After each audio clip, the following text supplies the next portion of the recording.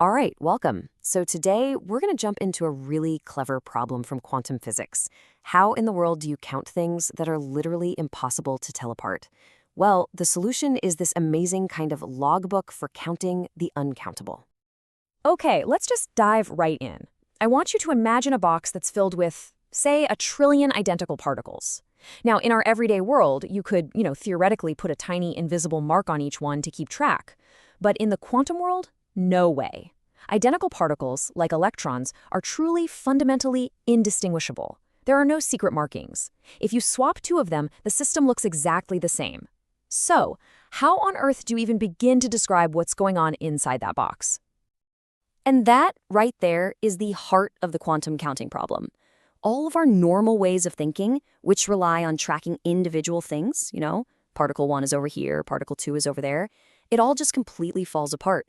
It's not that it's just hard to tell them apart, the very idea of giving them labels is totally meaningless. And for a long time, this was a massive roadblock for physicists. And this wasn't just some abstract problem they were thinking about. The source material itself flat out calls for a new representation to handle this exact issue.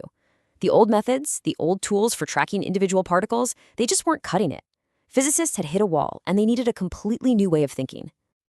So here's the brilliant leap they took. It's one of those aha moments in science. They said, if you can't label the particles, then just stop trying. Forget about which particle is which. Instead, you've got to change what you're counting.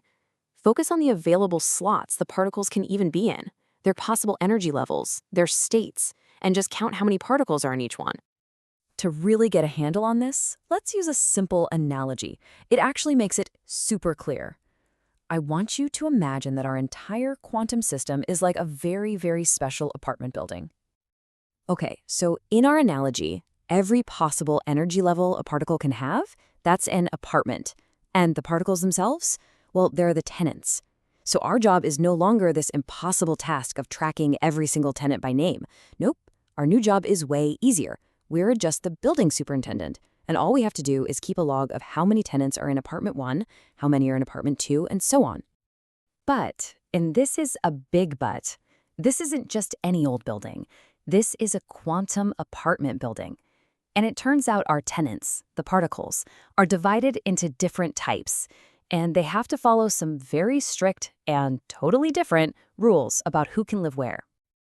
And that brings us to the two big families of particles in the universe, which we're going to think of as our two types of quantum tenants. You've got your fermions and you've got your bosons. I mean, basically everything, from the electrons powering your screen right now to the photons of light hitting your eyes, falls into one of these two categories. And wow, their rules could not be more different. Fermions, think electrons, protons, neutrons, they are the ultimate introverts, the antisocial tenants. Only one fermion is allowed in any given apartment, or quantum state, period. No exceptions.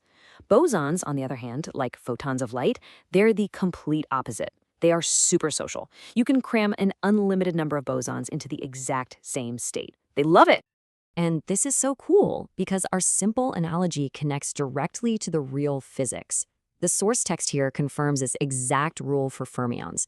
It says the occupation number, which is just our number of tenants, may assume only values of 0 or 1. An apartment is either empty or it has one tenant. That's it. And this rule has a famous name, the Pauli exclusion principle. It's literally the reason matter doesn't just collapse on itself. Okay, so we've got our building, we've got our two types of tenants, and we know their rules.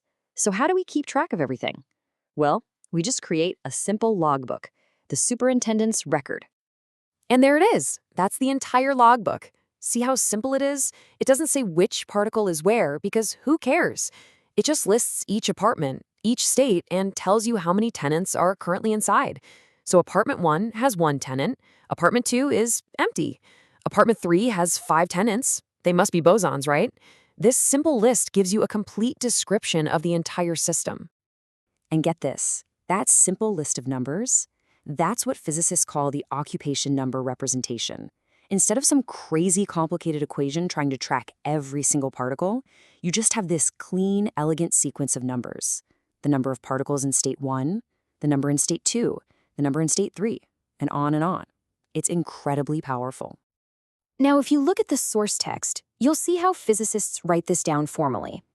This symbol here, this capital phi, represents the state vector, which is just a fancy name for the state of the entire system. And look what defines it. That list of numbers in the parentheses. That's our logbook. That's our sequence of occupation numbers. It's just the physicist's shorthand for the superintendent's record. Okay, so why is this so important? Well, this new way of looking at things, this representation, it's not just about tidying up your notes. It fundamentally changes the kinds of questions you can ask, and it gives you these incredibly powerful new tools to answer them. For instance, let's say we've got our logbook for a huge system with thousands of apartments, and we want to know something super specific, like exactly how many tenants are at apartment #7 right now. You bet there is. There's a special mathematical tool designed for exactly that job. As you can see in equation 12 from the source, physicists define something called an occupation number operator, written as n sub I. And what it does is, when you apply this operator to your logbook, it just spits out one number, the number of tenants in that one specific apartment. It's like a little probe you can use to check any single state you want. But what if you want to zoom out? What if you want to ask a bigger question? Like, what's the total number of tenants in the entire building? The total number of particles in the whole system? And of course, there's an elegant tool for that too. As equation 13 shows us, if you just add up all of those little individual apartment checkers, the N1 plus the N2 plus the N3 and so on, you get a new operator, this big N. And that operator gives you the total number of particles. It's like doing a building-wide census in a single, beautiful mathematical step. So what's the big takeaway here? It's really this. Physicists were faced with an impossible task, trying to track particles you just can't distinguish. So they made this incredible conceptual leap. They just abandoned tracking particles altogether and started counting the occupancy of the states instead. And this simple shift gave them a powerful new language, our logbook, and a whole new set of tools to ask and answer really precise questions. This wasn't just some neat trick. It was absolutely foundational for all of modern quantum physics. And that, right there, leads us to a final, really interesting question. This logbook, it gives us a perfect snapshot of the system at one moment. But the quantum world is always changing, right? So what happens when a tenant moves out of one apartment and into another one? How do you update the logbook then? Well, that question, that opens the door to a whole other, even deeper level of quantum physics. Something to think about. Thanks for joining me.